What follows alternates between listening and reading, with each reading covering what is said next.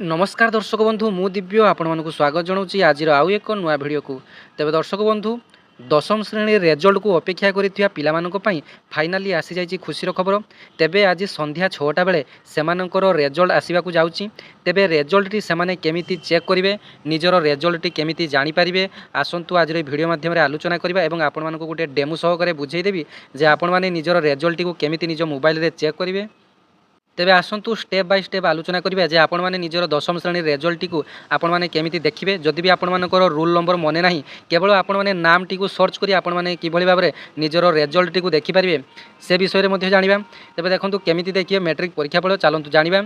आज प्रकाश पाइब मैट्रिक परीक्षा फल अपराह्न 4टारे रेजल्ट प्रकाश पाइब। देखंतु आज 4टा बेले रेजल्ट प्रकाश पाइब, किंतु एनै संध्या 6टारू बुड वेबसाइट रे रिजल्ट उपलब्ध हेबो।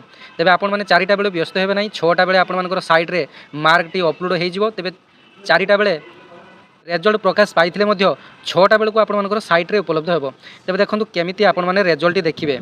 तेबे देखंतु आपण माने www.bscodisa.ac.in रे आपण माने एइथरे आपण माने निज मोबाइल रो गूगल किंबा क्रोम रे एतिकी लेखि बार्स आपण माने केवल सर्च करि नेबे। तापर आपण मानकर वेबसाइट ओपन हो जिवो। तेबे अन्य एक विकल्प भावे आपण माने निज मोबाइल रु OR10 एवं निजर रोल नंबर टी को लेखि 567675 को टाइप करी पठाले रिजल्ट मध्ये आपण माने जानि परिबे। तेबे देखंतु आपण माने आपण को मोबाइल रु 567675 को आपण माने SMS करी मध्य निजर रेजल्ट जानि पारिबे। कोन लिखिबे ना प्रथमे OR10 लिखिदेबे, तापर आपण मानकर जते भी रोल नंबर अछि तेबे आपण माने रोल नंबर आपण माने लिखिदेबे। तापर आपण माने एई नंबर को SMS गुटिए पठेई देबे।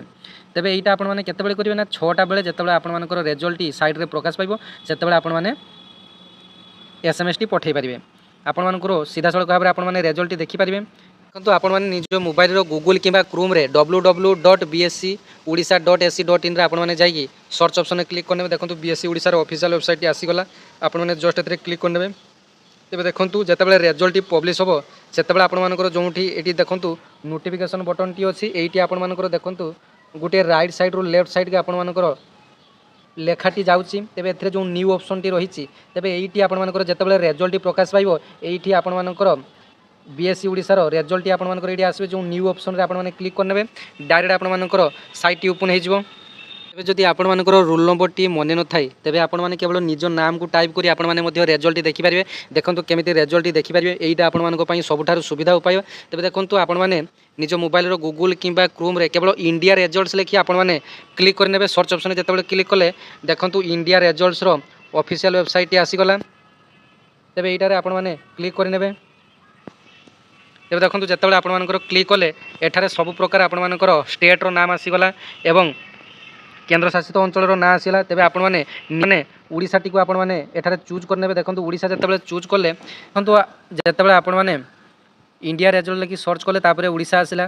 तब ओडिसा को आपण माने जते सिलेक्ट कले तेबे देखंतु आपण मानकर एठारे दुई प्रकार ऑप्शन आसीला। गोटेला board of secondary education Odisha आसीला, आ गोटेला council of higher secondary education जो +2 पिला मानक पई आसीला। तेबे आपण माने बोर्ड ऑफ सेकेंडरी एजुकेशन को जाई आपण माने जस्ट एठारे क्लिक करनेबे।